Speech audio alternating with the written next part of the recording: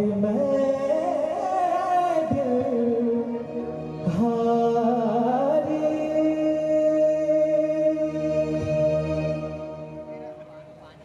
नाम से जी लूं, तेरे नाम से मर जाऊं, तेरे नाम से जी लूं, तेरे नाम से मर जाऊं, तेरी जान के सदके में कुछ ऐसा कर जाऊं, तूने क्या कर डाला, मर गई मैं, मिट गई मैं, ये भी हारी हो गई मैं, तेरी दीवानी दीवानी तेरी दीवानी जब ना होते तो दिलवा किसे देख के शर्माओगी न देखोगे कभी आईना हमारे बिना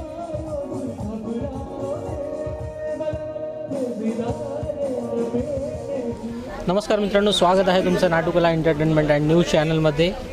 नागपूरमध्ये पेसा पिपळा नगर परिषद आज त्याचा वर्धापन दिन सोहळा म्हणजे पहिला वर्धापन दिन सोहळा जो आहे तो साजरा करण्यात येतो आहे. तो एक म्हणजे सांस्कृतिक महोत्सवाने कला व सांस्कृतिक महोत्सव 2024 आणि त्यातला पहिला जो प्रोग्राम आहे कार्यक्रम आहे तो म्हणजे अर्थात केतकी माटेगावकर आणि गायक अनिरुद्ध जोशी जे आपल्यासोबतच आहे सध्या. आणि थोडा पावसाने व्यत्यय आणलेला आहे कार्यक्रमात, त्यामुळे थोडा लेट सुरू होणार प्रोग्राम. तर आपल्यासोबत गायक अनिरुद्ध जोशी आपल्या नागपुरात आणि नागपूरकर आहे आणि प्रेझेंटेशन एक नागपूरच्या प्रेक्षकांसोबत होतो आहे. तर काय सांगणार अनिरुद्ध? नाही, खरंच नागपूरमध्ये जेव्हा केव्हा येतो तेव्हा मजा येते फार, कारण रसिकांचं खूप प्रेम मिळतं आणि नागपूरमध्ये गाताना नेहमी आपल्या घरी गाण्याचा फील येतो. माझं सगळं अपब्रिंगिंग नागपूरला झालं असल्यामुळे, नागपूरचाच असल्यामुळे नागपुरात गाताना जे एक समाधान मिळतं आणि एक अजिबात कुठलंही दडपण न घेता गाण्याची मजा अनुभवता येते ती नागपूरमध्ये. प्रोग्राम सुरू झाल्यावर आपल्या आवाजाचा प्रेक्षक जरूर आस्वाद घेतीलच नक्कीच. आणि जे आहे आता समोरचे प्रोजेक्ट जे आहे त्याबद्दल काय म्हणाल? अत्यंत इंटरेस्टिंग असे प्रोजेक्ट्स आहेत. पहिलं प्रोजेक्ट म्हणजे माझं उद्याच 22 तारखेला अयोध्येमध्ये श्रीरामाच्या मूर्तीचं प्रतिष्ठापना होते आहे, प्राणप्रतिष्ठा होते आहे. तर तिथे त्यासाठी मी एक नवीन गाणं तयार केलं जे उद्या रिलीज होतं आहे. तर मी सगळ्यांना आवर्जून सांगेन की ते गाणं तुम्ही आवर्जून आमच्या यूट्यूब चॅनलला भेट द्या आणि सगळ्या ऑडिओ प्लॅटफॉर्म्सवर ते अवेलेबल असणार आहे. त्या व्यतिरिक्त सुरेश वाडकर यांच्याबरोबर मी एक नवीन गाणं आत्ता करतो आहे जे पुढच्या महिन्यामध्ये रिलीज होईल. याच्या व्यतिरिक्त अनेक प्रोजेक्ट सुरू आहेत, अनेक ठिकाणी कार्यक्रम सुरू आहेत गाण्याचे. आणि ही सगळी प्रोसेस एन्जॉय करायला, प्रवास, सगळीकडचे अनुभव आणि त्यात नागपुरात मधनं मला यायला मिळतं. तर 26 तारखेला परत येतो आहे मी नागपूरला गडकरी साहेबांच्या कार्यक्रमासाठी. आणि त्याच्यामुळे जेव्हा नागपूरला यायला मिळतं तेव्हा मी सोडत नाही तो चान्स, संधी, आणि येतो लगेच. बरोबर. आता जसं तू गडकरी साहेबांचं नाव घेतलं आहे, गाडीने येताना रोड तर फार छान वाटत असेल, एकदम दचका नसेल लागेल, तर त्या ह्याच्यावर काहीतरी एखादं गाणं होऊन जाईल थोडंसं? नक्कीच.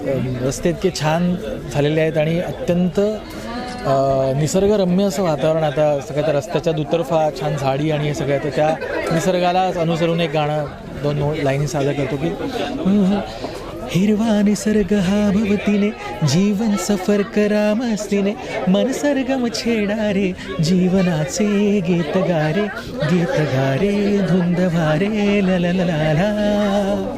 हो नवे पंख पसरा, उंच उंच लहरा, नवे पंख पसरा, उंच उंच लहरा, विरविरणारे गीत गारे धुंद वारे ला ला ला ला. वाह, क्या बात आहे. आता जसे आपल्यासोबत सोनटके साहेब आहे, नगरसेवक आहेत ते इथले. तर आता जो विकास होतो आहे नागपूरचा आणि ग्रामीण भाग आता शहरात येतो आहे, तर काय वाटतंय आपण जेव्हा नागपूरला येतो आहे त्यावेळेस कसं वाटतंय? आता मनापासून सांगतो की नागपूरचा विकास हा गेल्या काही वर्षात ज्या पद्धतीने, ज्या झपाट्याने झाला आहे, म्हणजे इतर शहरांमध्ये मेट्रो आता होईल नाही मग होईल, आपण ते विजन ठेवून आधीच ती केली तयार आणि आता त्याचे फायदे आपल्याला पुढच्या येणाऱ्या 20-25 वर्षात दिसणार आहे. अनेक कामं नगरपालिकेची, महानगरपालिकेची ज्या पद्धतीने नागपुरात होत आहेत नागपूरचे रस्ते असतील, नागपूरची ग्रीनरी असेल, नागपूरची स्वच्छता असेल, तर या सगळ्या बाबतीमध्ये नागपूर हा हळूहळू वरच जात आहे. याचा आनंद होतो आहे. मी आत्ता आपण बेसाळ पिपळ्या भागामध्ये आहोत. इथे आमचा प्लॉट होता, त्यानिमित्ताने माझं नेहमी इथे येणं होत होतं. मी आत्ता जेव्हा आलो इकडे तेव्हा मला एक मिनटं कळलंच नाही की नक्की हा एरिया इतका डेव्हलप झालेला आहे गेल्या 5 वर्षांमध्ये, की सगळीकडे आधी जी नुसती साधी जमीन किंवा हे होतं, आता तिथे प्रचंड डेव्हलपमेंट, इतकं छान इन्फ्रास्ट्रक्चर आणि खूप छान पद्धतीने नागपूर विकसित होतं आहे. याचा खरंच खूप आनंद आहे. खूप छान.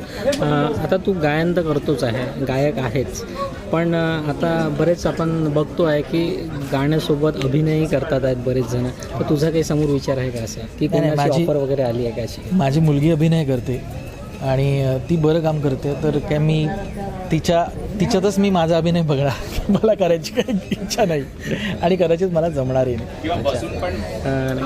खूप बरं वाटलं नागपूरमध्ये तू आला, स्वतःच्या नागपूरमध्ये आला, तर खूप खूप धन्यवाद आणि खूप खूप शुभेच्छा पुढच्या वाटचाली करता. Thank you so much. थँक्यू.